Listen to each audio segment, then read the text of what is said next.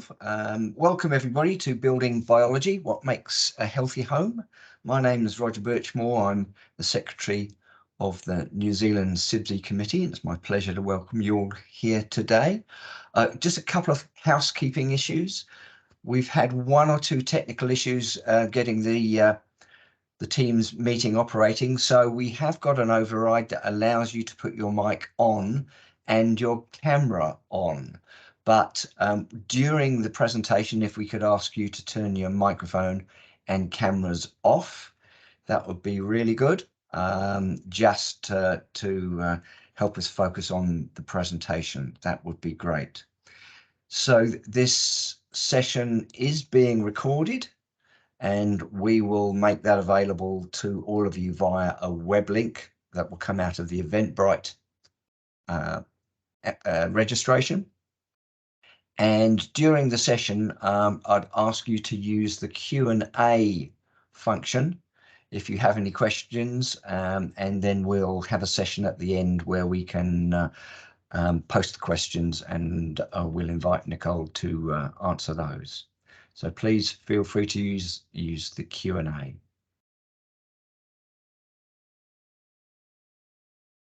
Good afternoon, everyone. Shall I take over, Roger? I will just acknowledge our sponsor for all the Australia New Zealand CIBSE events, which is Connexus Recruitment, who helped sponsor us for all these events. So acknowledgement to them. But now, yeah, Les, if you'd like to introduce Nicole, thank you. Good afternoon, everyone. A little bit about today's presenter. Nicole Bijlsma is the founder of the Healthy Home Building Biology movement in Australia and a best-selling author and CEO of the Australian College of Environmental Studies. She has lectured at tertiary institutions for over 30 years, has published in peer-reviewed journals, is regularly consulted by the media, and has appeared on Australian TV discussing issues such as mould, electromagnetic fields, and toxic chemicals. Nicole's current PhD research explores the impact of environmental exposures in the as-built environment on human health. Her lectures in Australia and abroad focus on environmental health issues. Over to you, Nicole. So I'll just stop presenting and invite Nicole to share her presentation screen. Oh, Nicole, you can take your mic off, put your mic on. That would be helpful, wouldn't it? That's perfect. Perfect. Wonderful. All right. I'm just confirming you can see my homepage screen. Is that correct?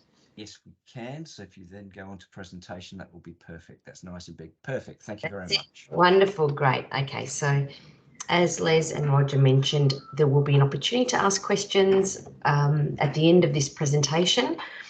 A big part of the work we do as building biologists is testing water damaged buildings. So what I'd like to do is to just summarise our understanding of what is happening in these water damaged buildings, best practice in terms of testing and the process of remediation. A little bit on my background. I, as mentioned, CEO of the Australian College of Environmental Studies. I've published The Healthy Home, Healthy Family, has been in 3rd edition and is available to consumers to help them navigate the complexities of water damaged buildings. As a building biologist, we network through a lot of trades in order to try and get the building back to what we call a normal fungal ecology. So what we're finding is systemic failures across multiple industries that are resulting in significant water damaged buildings that we suspect is affecting up to 50% of the housing stock, and I'll go into detail why. So we're often working with doctors and naturopaths who are diagnosing these clients with these chronic autoimmune disorders or fatiguing syndrome, recurrent respiratory tract infections, and then getting plumbers and other trades involved, restorers, remediators, even engineers on the occasion to assess what's going on with the built environment. Why do we need healthy homes? Well, a significant risk because we spend so much time in the built environment, and yet this has largely been ignored in medicine and in natural therapies as a potential root cause of disease. And as a result of working as a naturopath and acupuncturist for 15 years and lecturing at university for 12, I realised that the environment is largely ignored, and it is likely to be one of the largest contributing factor to almost every single chronic disease. 2016, I published a paper on the impact of environmental chemicals on chronic diseases and linked pretty much chemicals to every chronic disease you can think of. And the worst one was pesticides, but I won't go into detail. That's another lecture for that. We do know there are what they call sacrifice zones in the US, where people are living in close proximity to known hazards, whether it's industry, traffic light, air pollutants, mining, where their kids have significant exposures that are impacting their health and their academic performance. So they are definitely, the elephant in the room is right in front of us, and yet it's largely been ignored. Thankfully, there's more media attention and more good documentation coming out, especially from New Zealand and BRANZ, which is an incredible organisation in your country that is starting to educate people about the ramifications of water damaged buildings and the causes of that and what needs to be done. So a lot of media attention in the last 10 years. It really started in the US with a large multi-million-dollar payout. That resulted in a much better awareness of what's going on in water damaged buildings, and the US have really led the way in providing a methodology to remediate water damaged buildings. We know in Australia 1 in 2 homes are water damaged, and I'll go into details why. And research conducted by the University of Tasmania has indicated 40% of new builds in temperate climates experience condensation and mould by their first winter. And this is largely because of the water vapour issues, that it doesn't allow water vapour to move through the building envelope, and that's subsequently, you know, especially in builds where you've got metal cladding on the walls, exterior metal cladding, that's hitting dew point inside the wall cavity and resulting in condensation. Is not connecting it to the hub. No idea. Right, scoping study of condensation in buildings. This was an important publication to show the concerns associated with new builds and why they're problematic. And of course, there's a lot more data coming out. In Australia, we had a parliamentary inquiry in 2018, which largely confirmed systemic failures across multiple industries, including building and construction. Codes related to, you know, waterproofing were inadequate. National Construction Code was also inadequate and didn't provide best practice, but rather minimum requirements, which were failing in relation to water damage. Of course, in 2017 and 19, you guys published the Healthy Homes Guarantee Act and the Residential Tenancy Healthy Home Standard, which was a really great start to educating people and putting landlords on notice as to their requirements and obligations to create a home that's fit for human habitation. So a lot's going on there. And of course, the Healthy Home Standards by the Tenancy Services is really good. That helps tenants understand what needs to be done to reduce condensation in their build. So the prevalence is likely to be quite large.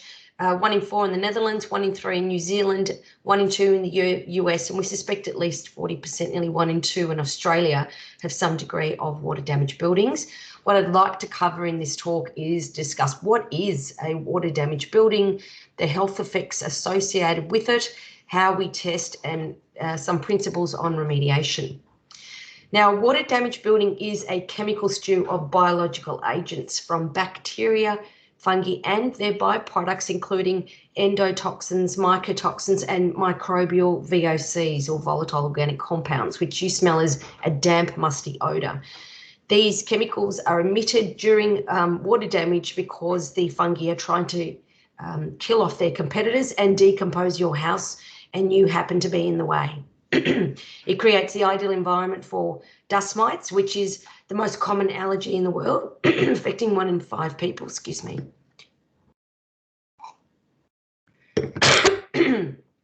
So not only do you have these prolific bacteria and fungi multiplying in a water damaged building, you also have vermin attracted to this building, and of course dust mites, as well as other allergens. And all of these things in their own right can trigger a immune or subclinical inflammation response.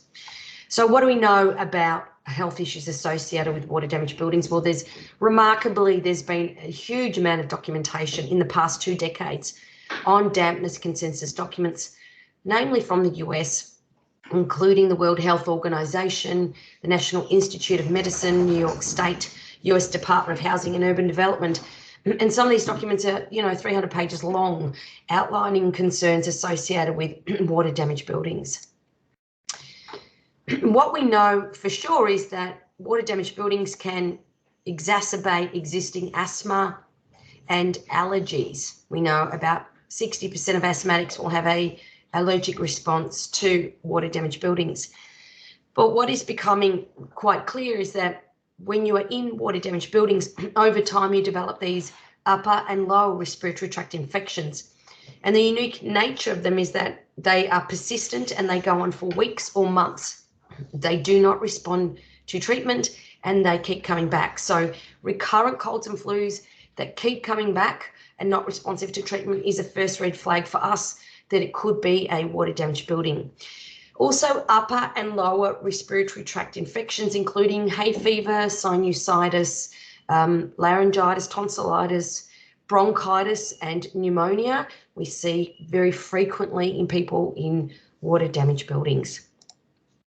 Non-respiratory symptoms can include eczema, especially in children. Women who are pregnant in these water damaged buildings are likely to give birth with low birth weight for their children and often giving birth earlier than 40 weeks. And we're seeing a prevalence of clients with autoimmune related disorders, or what we call fatiguing syndromes. Many of them are diagnosed with chronic fatigue syndrome, which we now refer to as chronic inflammatory response syndrome. I have seen a handful of women diagnosed with multiple sclerosis. And when you take a history, you see very clearly it started when they moved into a water damaged building, or after a water event, or after a renovation that resulted in exposure to a significant amount of hidden mould in the wall cavity or roof or subfloor. Now, what has become apparent is that we suspect that mould is the #1 cause of chronic fatigue syndrome, and there are multiple pathways by which it can impact multiple organs in the body. I'm not going to go into this in any detail, but this came out over 10 years ago by a doctor in the US, and he was able to map how water damaged buildings and fungal particulate could lead to these fibromyalgia, brain fog, poor concentration, poor memory, missing words mid-sentence, sleep disturbances, pain all over the body based on this pathway. Basically, he's saying that in healthy people, when they're in water damaged buildings, the antigens or proteins on the cell wall are recognised by the immune system and shunted out through the large intestine, through the bowel. But in 1 in 4 people who can't create antibodies to mould, it's targeting key cell receptors in the brain that target the hypothalamus in the brain, and that results in a decrease in specific neuropeptides, MSH, melanocyte stimulating hormone, vasoactive intestinal polypeptide, and this results in this sleep disturbances, chronic pain, gut problems, increase in gluten intolerance, and fibromyalgic symptoms. So these patients don't tend to get the respiratory symptoms, they're tending to get these chronic fatigue-like symptoms that are unresponsive to treatment. So a lot has been going on in terms of our understanding of water damaged building, and anecdotally in my industry, we're seeing a lot of people diagnosed with autoimmune disorders that appear to be starting in these water damaged buildings. So how do we test? Because testing water damaged buildings is definitely not an exact science. It's not like lead or asbestos, which is static, it doesn't change, whereas mould and bacteria, of course, change rapidly with minor changes to environmental conditions. So changes in temperature, and in particular water vapour, can result in a change in the development and growth of fungal particulate. So it isn't an exact science, and this is where it becomes so much more complicated than anything else that we test, because there's no single method or instrument that can be used in isolation. So I've developed a step-by-step process on testing water damaged buildings to develop a methodology to ensure all our graduates are consistent in how they test the buildings and how in particular they interpret lab results. So the first thing, of course, is to get to the cause of the mouldy building, which is moisture. The cause of mould is moisture. It's not fungal particulate. Every house has spores in it. In fact, there are spores from the Arctic to the Antarctica on every surface of this planet. And in a normal house, you could find up to 500 spores per inch of the surface. So to say mould is the problem is incorrect. The issue is dampness. Once you have liquid water on a surface for more than 48 hours, what happens is the spore, 1 in 4 spores that can germinate, because most spores can't germinate, they're dead. 1 in 4 of the spores utilizes that moisture and then releases enzymes. Because fungi are like humans, they, unlike plants, they cannot photosynthesize, they cannot create their own food. So they must release enzymes in order to break up the substrate they're on. So once they're exposed to moisture for more than 48 hours, they'll release enzymes to start breaking up the surface or the substrate they're on, because their whole function is to decompose. So in the process of doing that, they're releasing fungal particulate, which is spores and hyphae. They contain mycotoxins, which are some of the deadliest known chemicals known to man. So when people inhale these fungal particulate, that's when we get these adverse health effects. So there are 2 sources of water. They are liquid water and water vapour. So essentially what happens in water damaged buildings is the water has to be present, and it only has to be present for 48 hours. Whether it's a water event, storm, cyclone, tree fell on the house, plumbing issue, roof leak, subfloor drainage issue, there's your liquid water sitting on the surface of 48 hours, then you get growth. The other source of moisture that people tend to forget is water vapour. Living in a humid environment where the relative humidity exceeds 70% for more than 48 hours means everything in your house and the dust is growing mould. And this is why when I'm doing assessments in Sydney, Central Coast, Queensland, I'm demonstrating to the student all the dust sitting on the windowsill, on the floor, on any surface is growing. And I use ATP to show them this, that this is actually in the growth, because it's utilising the moisture from the air to support microbial growth. And that in itself can cause serious adverse health effects. So the first thing we do to identify the source of moisture is a visual inspection for sources of moisture. And this comes in 3 ways: external, internal, and construction moisture. So external moisture is really, well, what climate zone are we dealing with? Are we in a humid climate zone where at certain times of the year the climate or humidity is going to be sufficient to support microbial growth? So because of the high levels of humidity outside, when you open windows, it's going to drive it in based on the first law of psychrometry, which is humidity goes from high to low. So it's very important in these climate zones they have some form of dehumidification, that the water vapour in the bathroom, laundry and kitchen is vented to atmosphere, not into roof cavities, for example, where it can build up. It needs to be vented to atmosphere, and there needs to be some form of either whole house dehumidification system in order to remove that water vapour in order to prevent microbial growth. Natural events, cyclone, storm, flooding obviously lead to liquid water. Once the liquid water is on the surface for more than 48 hours, you have growth. Leaks through the building envelope, wind-driven rain. That can be quite difficult to diagnose. Often you see visible mould patches on a south wall as a result of that wall not drying out within 48 hours, so then you have moisture seeping through the building envelope. Stormwater issues.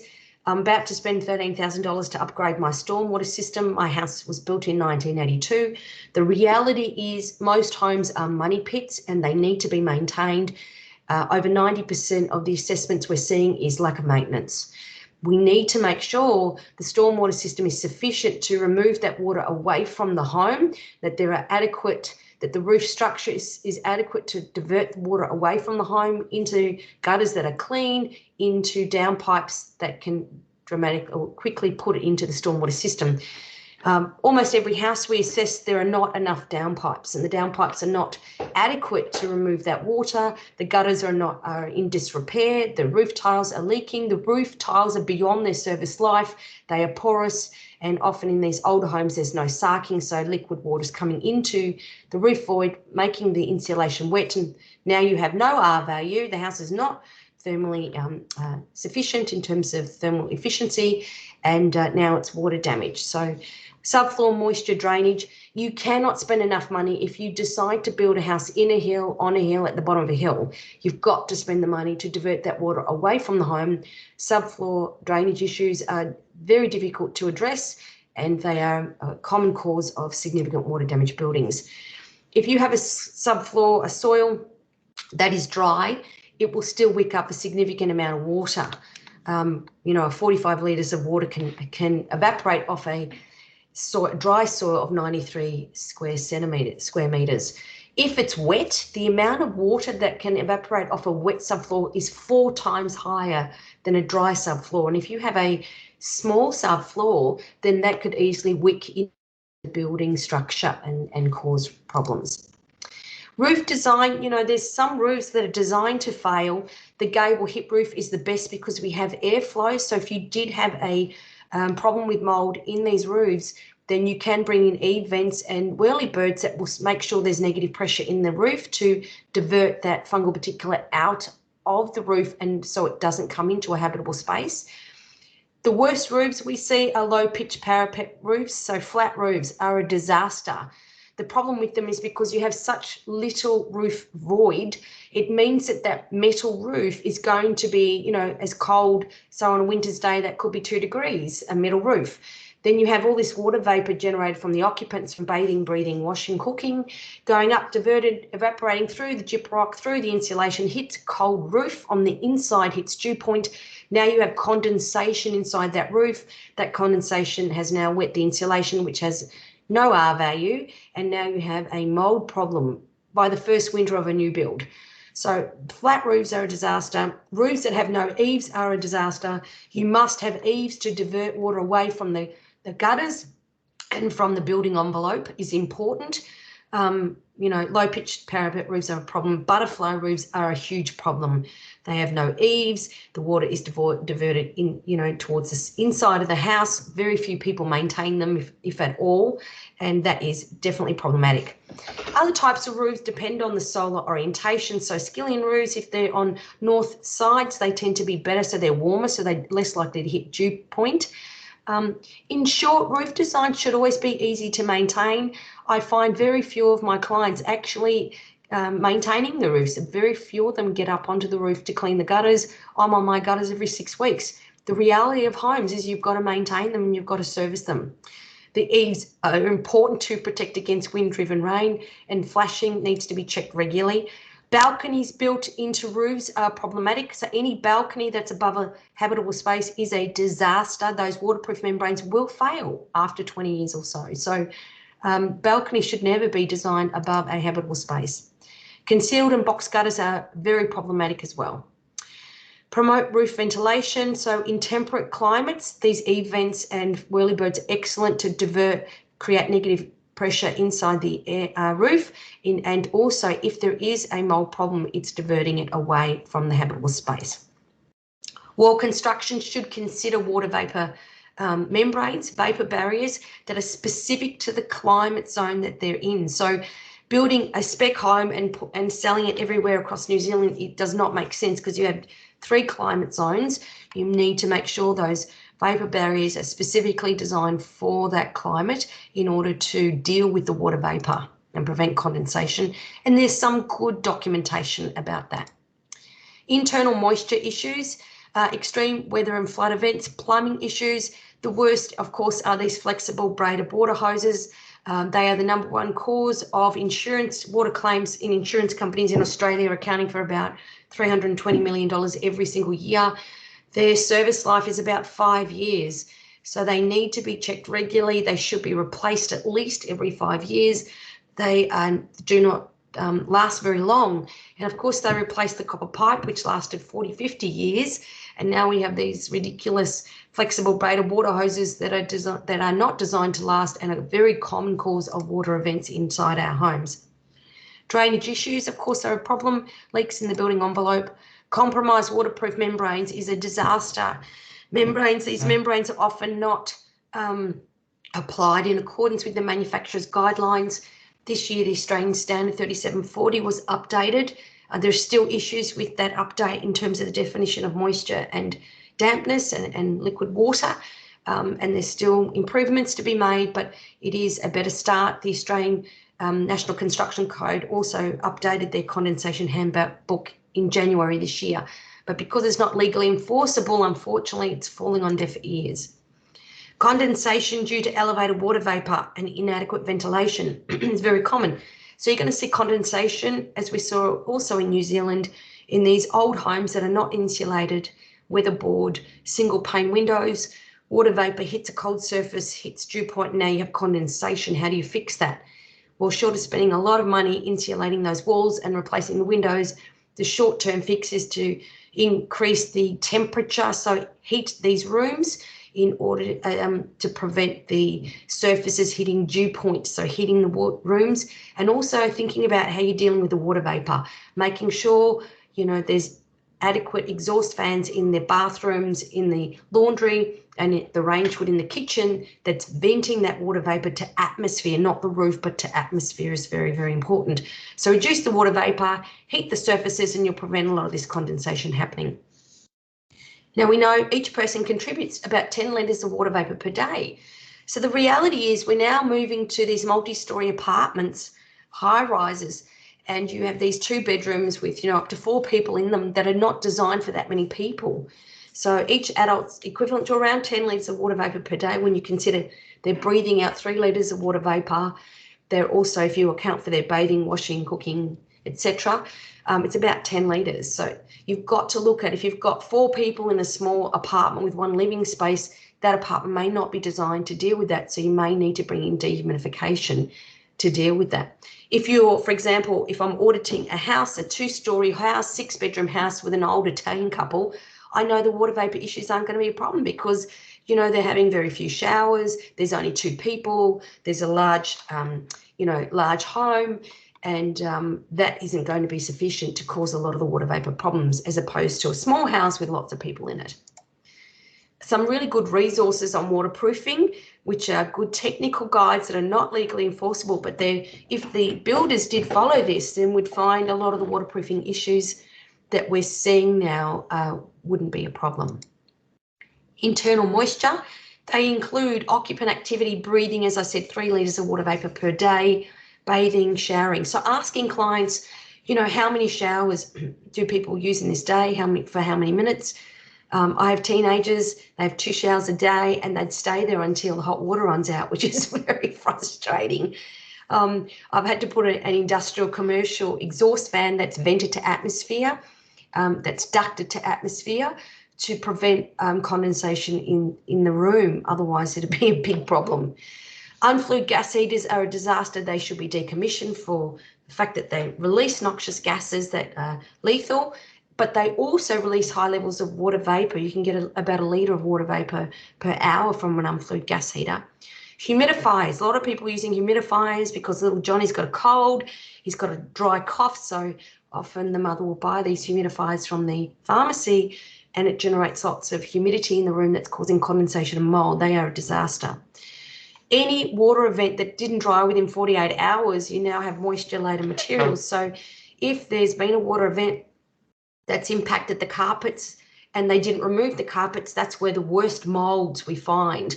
We need to wear a full face respirator and, and PPE to ensure that the tertiary colonisers underneath that carpet and the smooth edge are likely to be very much a health hazard, both to the occupant and to the person testing the building. So moisture-laden materials from previous water events, indoor pools, spas and saunas, any body of water, fish tanks. If people have got fish tanks in their home, I often find that can be a significant amount of water vapour causing condensation and mould. Steam cleaning carpets, the amount of people who have allergies who steam clean their carpets in winter, they don't dry out within 48 hours and now you have a significant microbial issue because Carpets are the archaeological dig site of the house.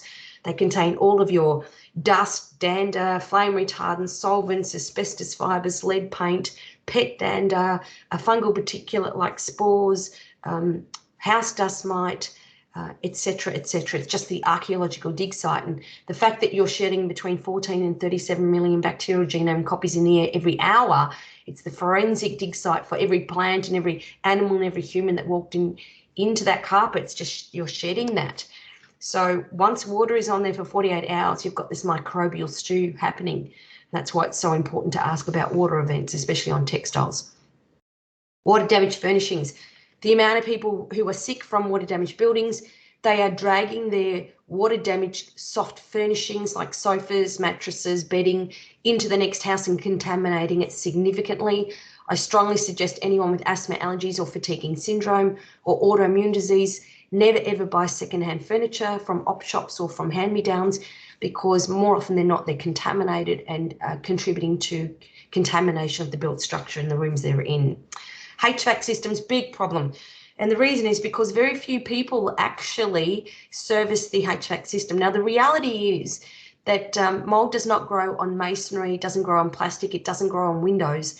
The only time it will grow in a HVAC system is if it's dirty, and secondly, if there's a source of moisture. The source of moisture in HVAC systems, and especially split refrigerative systems, is when people put them down to about 18 degrees. The split systems don't work well at 18 degrees, and as a result, they don't condense properly, and that results in moisture. Once there's dirt in that system, it now has the perfect environment for microbial growth. So 90% of the split systems we're looking at are contaminated simply because they haven't cleaned them, and secondly, because the temperature the occupant's putting it down to is 18 degrees where it doesn't work effectively. So it's important to educate occupants. They should keep it at least 20 degrees, and they must service them on a regular basis. Signs of moisture to show that there could be signs of previous moisture.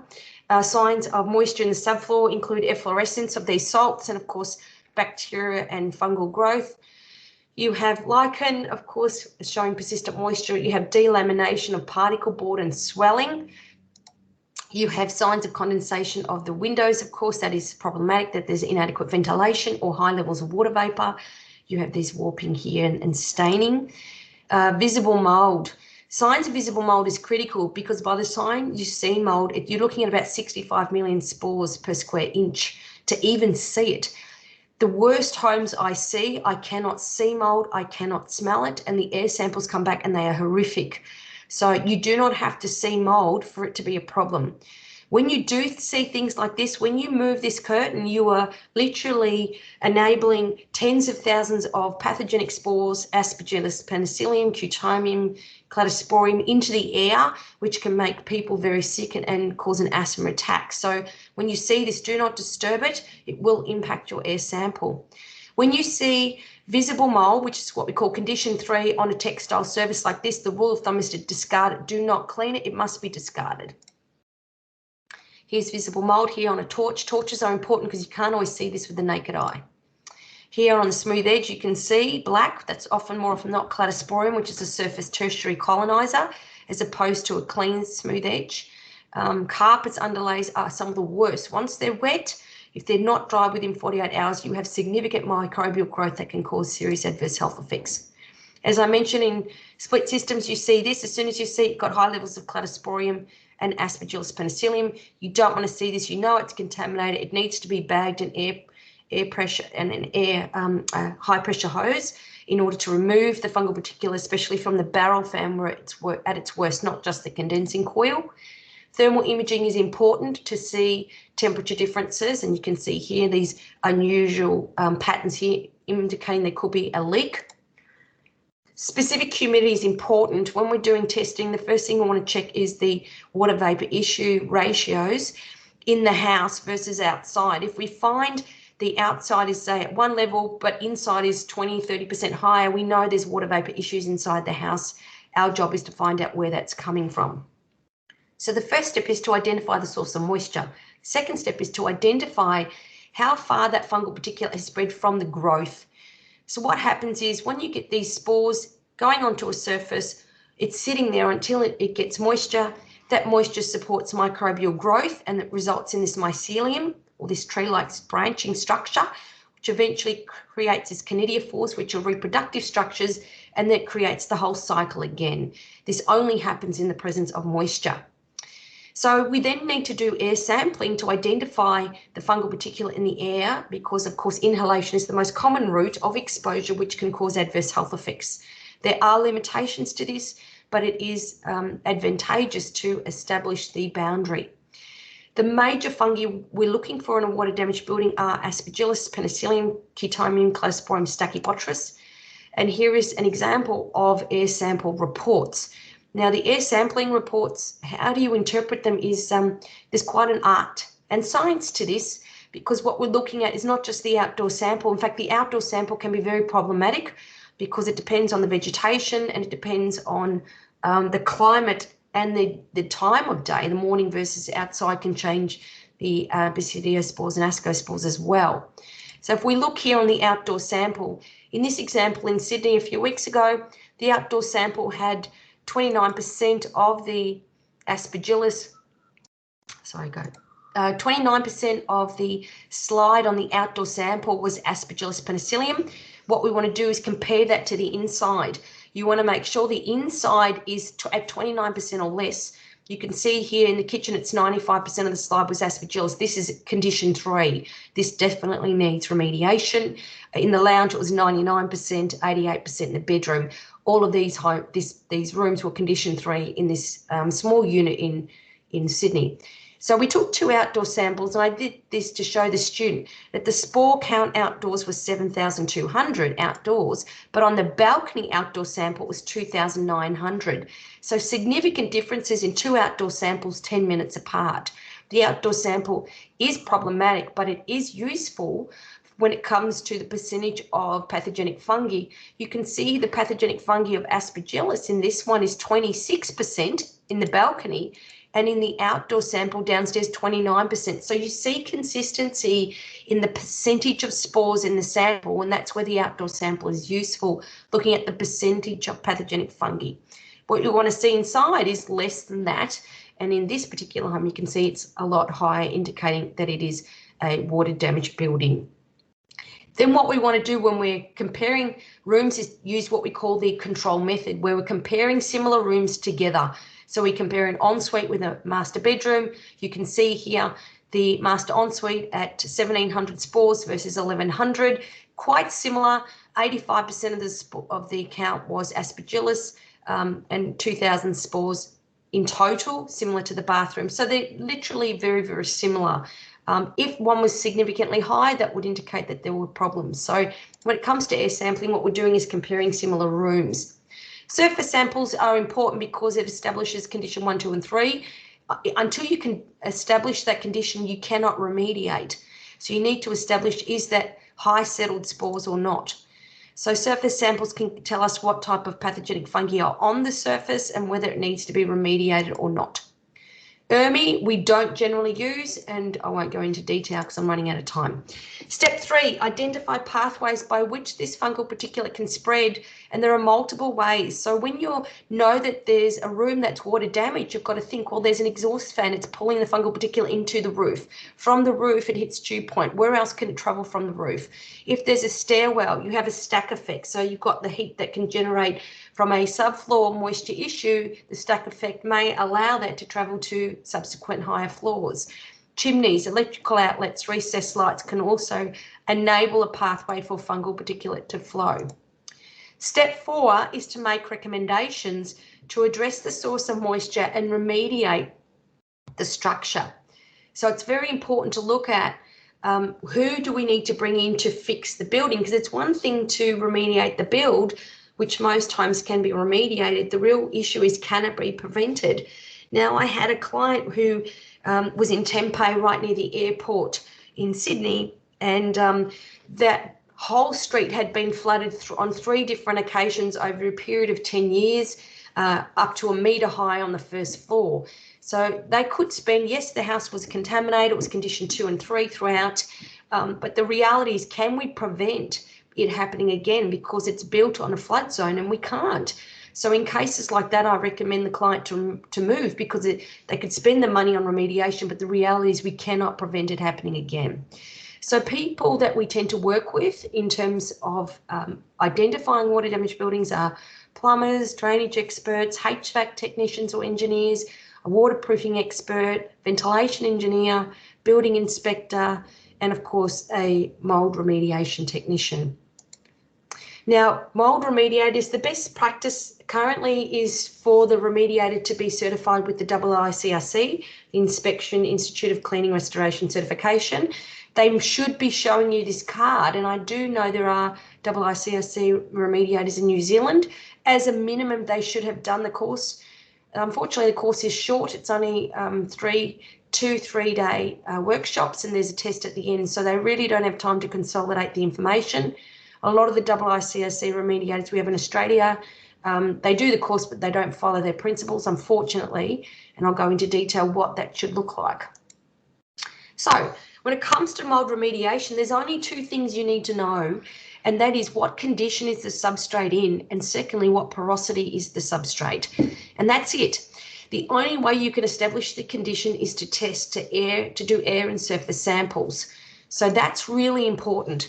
When we send a slide, whether it's an air or surface or dust sample to the lab, they're looking at this and putting it into categories. So in order to establish that this is a condition 1 test, they're seeing this on the slide. They're seeing up to 5% of fungal structures on the slide, which could be spores or hyphae. So this is considered condition 1. Remember, condition 1, normal fungal ecology, can be up to 500 spores per square inch in a normal house. The mould itself is not the problem. The issue is moisture that supports growth. It's in the growth phase that you have mycotoxins, you have high levels of fungal particulate. When you breathe them in, that's what's causing the adverse health effects. So if we see that there's not many spores on the or hyphae on the slide, that's good. That means it's normal fungal ecology, no remediation required. If the lab sees this on the slide, which is between 5 and 75% of the slide contains spores or hyphae, then that means there's high settled spores. It means it could be millions of spores per square inch. And the problem with condition 2 is you cannot see it. So these are some of the worst homes I see. I cannot see or smell mould, but there's a history of moisture, water damage. There's a history of flood events. There's a history of plumbing leaks, drainage problems, etc., or condensation related issues. And when I get the lab results back, there's, thousands of spores on the slide. So this is an indoor environment which is contaminated with high settled spores, and that does require remediation. Condition 3 is visible mould. So this is when you see visible mould. Now, obviously, pretty much every bathroom is going to have some degree of visible mould in the grout. That's normal. Is that a risk? Probably not, unless there's a high level of mould hidden in the wall cavity or roof. So a little bit of visible mould is a little problem. A big bit of mould is a big problem. So you have to establish risk based on surface area and, of course, your sampling. Now, visible mould means that this is what's going on under the slide. You've got high levels of hyphae and spores that are infiltrating. They've released enzymes. They're breaking up the substrate. They're in the process of decomposing that substrate and trying to decompose your home while you're in it. If I see visible mould more than the size of a piece of paper in a room, I am going to don on and put my full face respirator on. Now, I'm always amazed at the people who come into my course, restorers, remediators and builders. They've never worn a full face respirator. Some of the worst, I've seen many people get very sick to the point where they've had weird thyroid diseases and autoimmune disorders because they didn't protect their eyes. Spores and hyphae come through the eyes, not just the nose and mouth. So it's critical, if you're dealing with these water damaged buildings, you must wear a full face respirator to protect your eyes, nose and your mouth. So this is condition 3. You and I will see this as visible mould. As I said, a little bit of visible mould is a little problem. Big bit of visible mould is a big problem. The amount of times I've seen people get very sick is after a renovation of their bathroom, where the builders pull down the gyprock and the tiles, and there's been a high level of visible mould inside the wall cavity. They've now spread that through the rest of the house by dragging that contaminated material through the house. and now it's got a pathway to get into adjacent rooms, and that's when clients have got very sick after renovation because they didn't set up containment. They didn't set up negative air and air scrubbers. So just to finish up, mould remediation.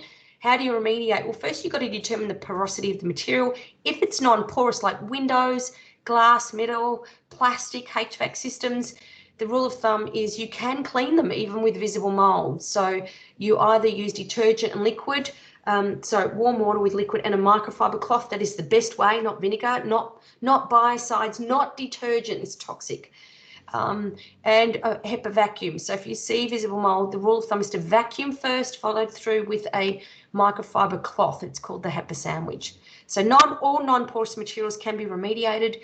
Tricky items like computers and motherboards, they use an air washing technique. So the remediator will take it to its factory and air wash it to remove the fungal particulate.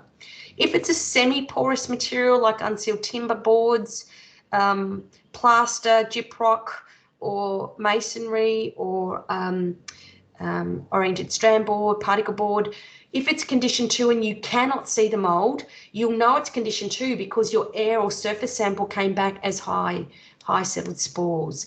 So the only way you can establish if it's condition 2, remember, is testing. The way we clean condition 2 is HEPA sandwich, which is vacuum the surface followed by a microfiber cloth followed by vacuuming, or for tricky things you can do air washing. If it's structural frame like joists and bearers, the way they would deal with it is to do sand blasting like ice blasting or talc blasting.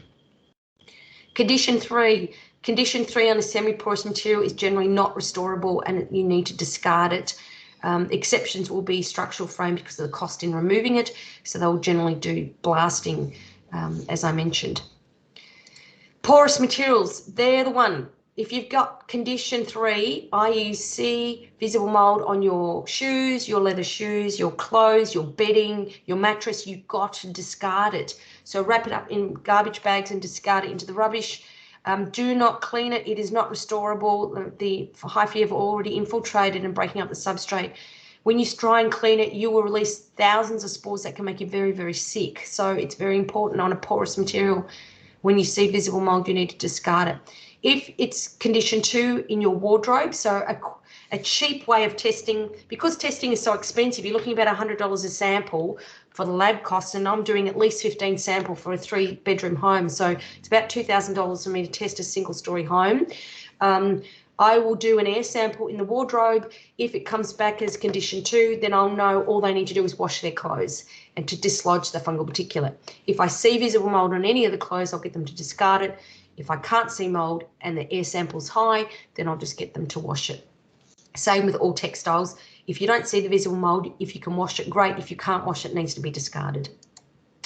So mould remediation, you physically remove visible mould and settled spores and clean the surfaces. It's not about fogging. The worst thing you can do is fog, which is bring in biocides or ozone and introduce more moisture, because moisture is causing the problem. So what we're finding is with remediators that are doing it on the cheap, who have no idea what they're doing, they're fogging the building, and what they're doing is introducing more moisture, which is actually exacerbating the problem. They're temporarily sterilising the air. So they're doing an air sample and going, see, I've sterilised the air. I can look at a lab result and go, you've actually either had the air purifier on or you sterilised the air. This is not a true sample. You leave it within a week and you go back and test the house, it's really bad and probably worse because they've introduced moisture. So fogging is not recommended at all, and the IICIBSE are very much against that. The only time you do biocides is if there's bacterial contamination. Now, there's some great documentation by brands who are established in New Zealand. They've got amazing, beautiful publications that you can utilise. Biocides, as I mentioned, do not use, because 75% of mould spores are dead. Why are you killing dead mould? Only 1 in 4 are viable. And it's not possible on fogging to hit every surface. So it's not even effective based on the research. So please do not recommend anyone fog. Because of lack of contact time, it can destroy materials, especially ozone. It's toxic to humans and it can introduce more moisture into the build. So for more information, I have a newsletter. I've got my book, Healthy Home, Healthy Family. More information for the public is available on my website buildingbiology.com.au, and I'll be launching a course for consumers on how to deal with mould in their homes. I also run the only government accredited mould testing course in Australia. It's a unit of competency as part of our Advanced Diploma of Building Biology, which is a TAFE accredited course. The mould testing course is 3 months long. It involves 8 live Zoom sessions, 12 weeks online, and 2 days of field training. And it's part of, as I said, a nationally accredited course. We will be offering this course in New Zealand for the first time in October. So it involves online live sessions on Monday evenings in October and November, and 2 days of field training in Auckland. For more information, refer to our website. That's aces.edu.au.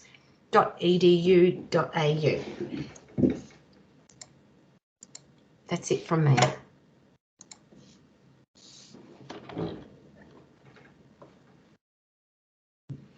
Roger or Liz.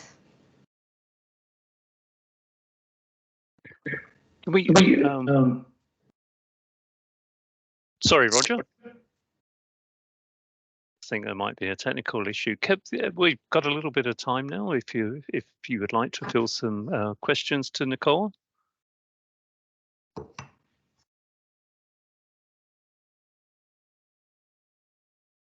No questions.